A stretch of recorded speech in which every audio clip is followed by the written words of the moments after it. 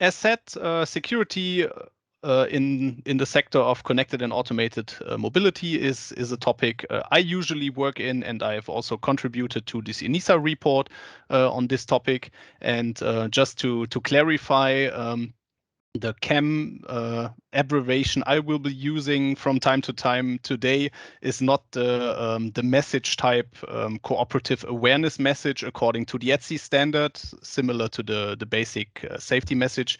This is a different topic and a different talk. I usually work a lot in that field and in the security and pseudonymization, but yeah, not for today. So I hope you're not confused with this type of abbreviation. So beginning my talk with some short introduction, setting the scene, what we're actually talking about. Then I will provide some background on ENISA in general, and move on to the security report, specifically on the connected and automated mobility. Actually, it's more than one report. There's a most recent one, but there's also a history of other reports. And then I will try to sum this up nicely. Okay, so since BASt is also partner in the Head Start project, I don't know, probably most of you, or at least some of you, are familiar, so I don't want to spend much time on that. We're part of the Ministry of Transport. We're a research institute, and basically at our institute, everything related to road transport is handled, yeah, from concrete, tunnels, buildings, and yeah, the pavement on the roads, the traffic rules, the traffic signs, up to the vehicles interacting with the road network. We are also a Euro NCAP crash test site for Germany. So yeah, the whole portfolio you can find in our institute. Regarding IT security, what I would like to talk about today. There are different levels that we could look at when we talk about IT security. So you could either be focusing on the technology, let's say the lowest level or the most detailed specifications are required here.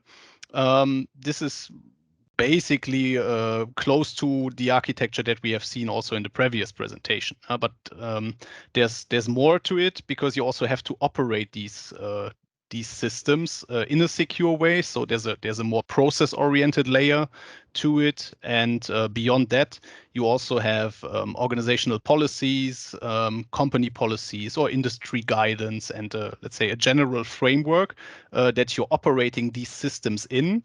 And then, of course, there's also a regulatory framework. So there are regulations in place, and there are some rules you simply have to obey. And yeah, somehow these are, of course, linked, and you can link these levels in different ways, either top down by looking at the principles and the general decisions that are given from the top level to the lower levels. But there's also some feedback bottom up, the experience made within these frameworks, and the actual requirements that are provided in a kind of feedback loop from the inside to the outside. So there are some issues that are the notorious cross-cutting issues, as I call them here. So data protection is something you have to consider. Data protection in the term of privacy by design. The GDPR requires that.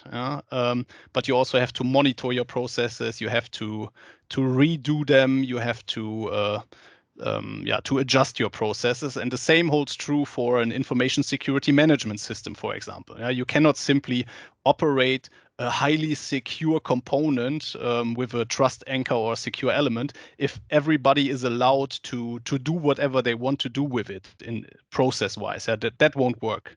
And the other way around, if you have perfectly secure processes but you're using crappy technology, then of course this is also not secure. So you have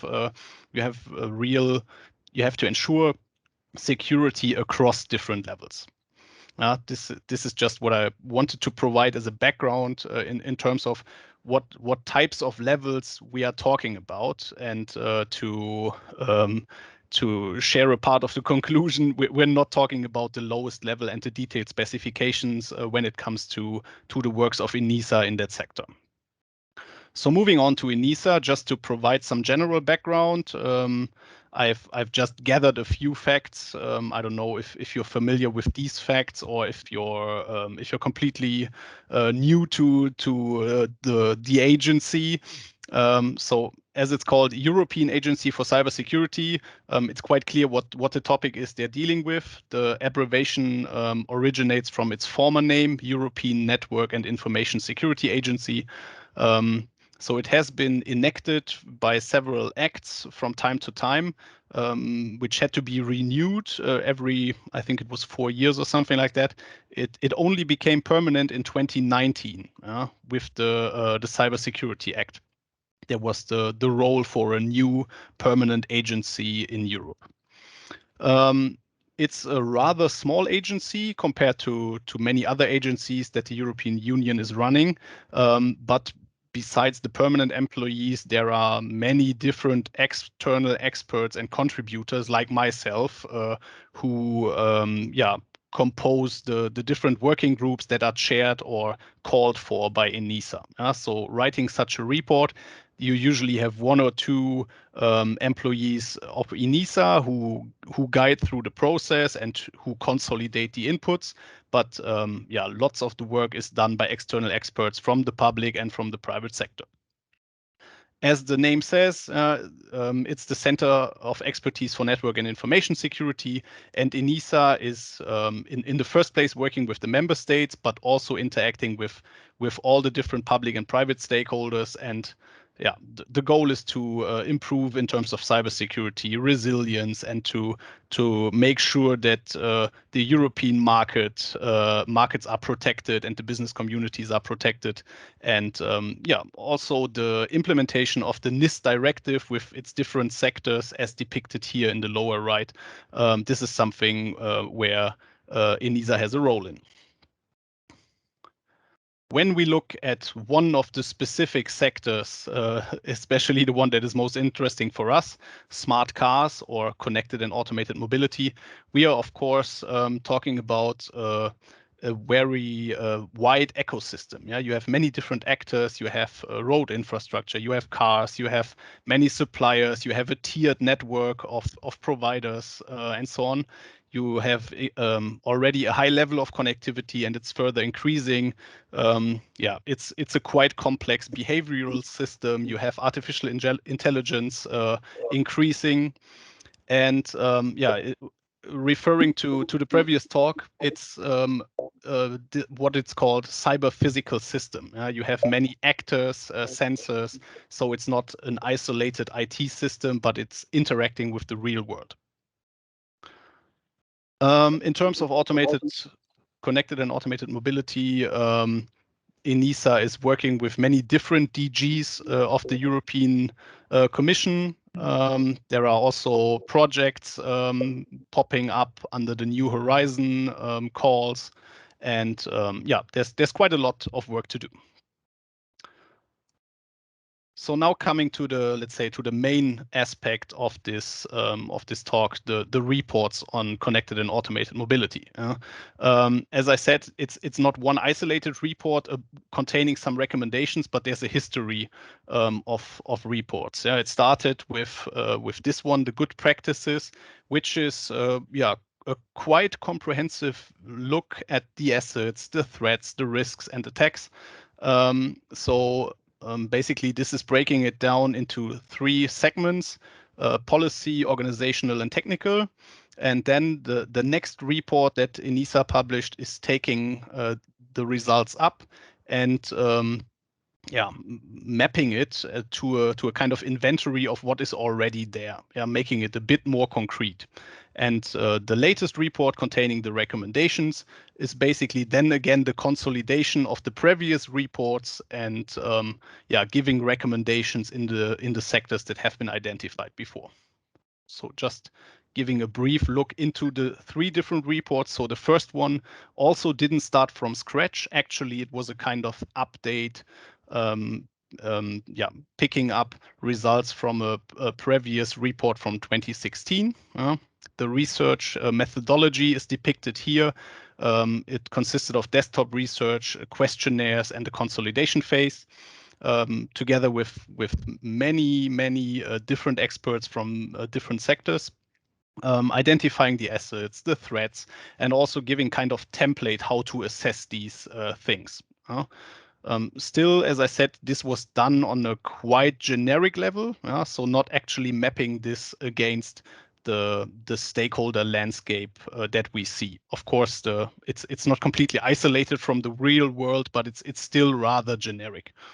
And yeah, for the different sectors, all these aspects have been analyzed, and it's complemented by a comprehensive overview on existing standards, references, and best practices in the field, but without going into much detail, more like listing all of these references that already exist.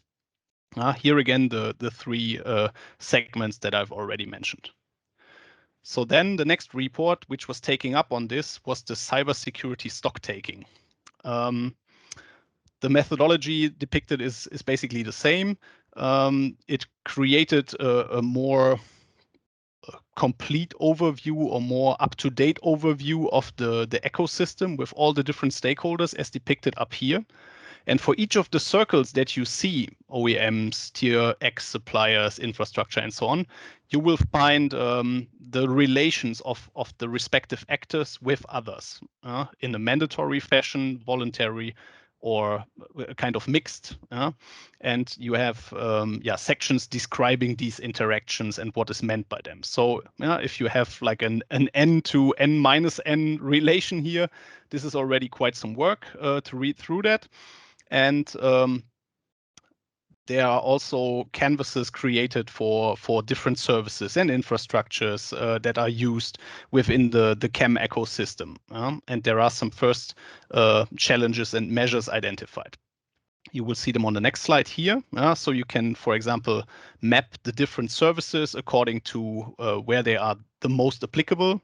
For example, safety gains in ADAS is something that is experienced by the user. Of course, somebody needs to be operating this. But for example, fleet management is something which is more in the B2B domain. And there are other aspects that are right in between. So this is one way to look at it. Another way would be to look at the systems and infrastructures.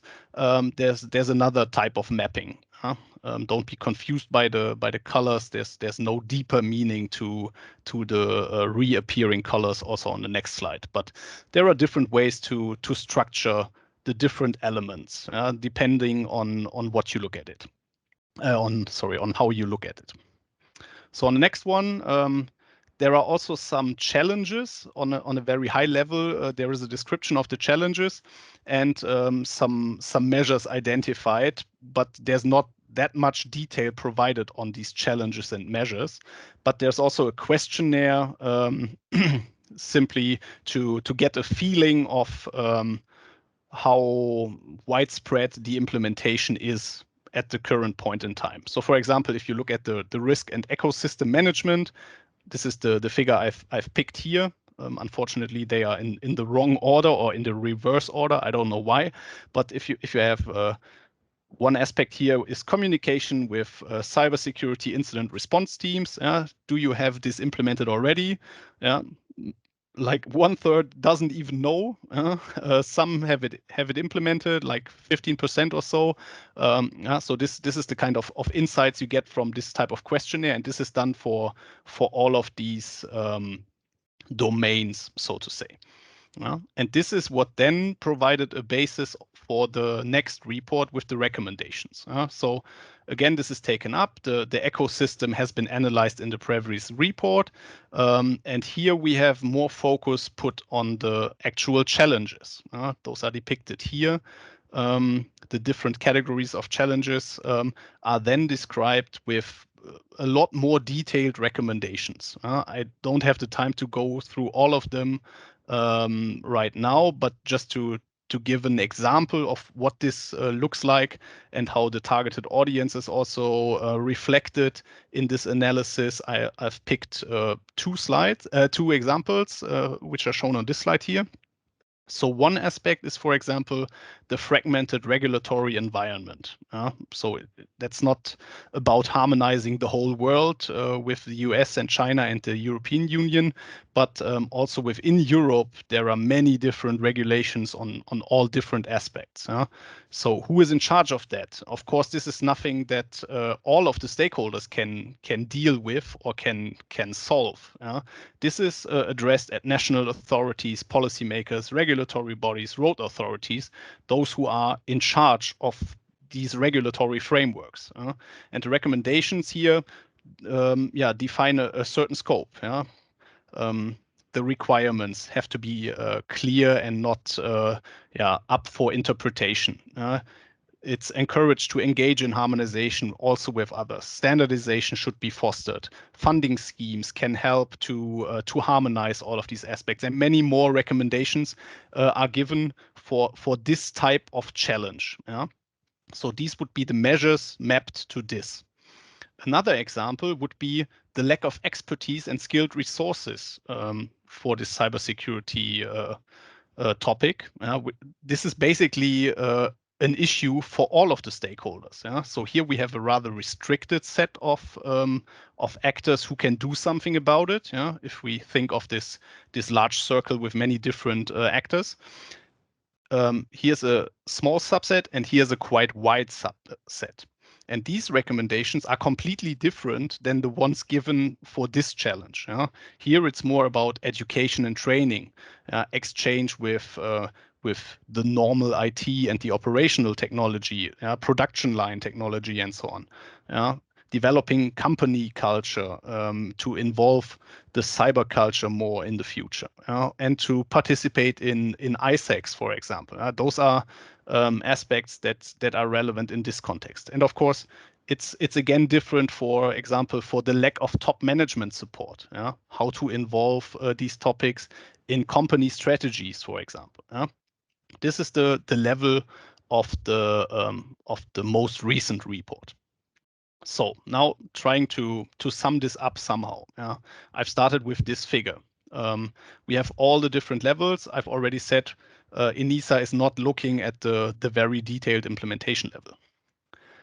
One of the challenges in the connected and automated mobility domain is that we're not doing this once, and it's the same for everyone, but we have different organizations who have to interact with each other. The CAM sector requires cooperation between these different stakeholders, so they don't even have let's say, the same playing field. To give one example, the digital infrastructure and the road infrastructure might be subject to the NIST directive, critical infrastructures, how to protect them.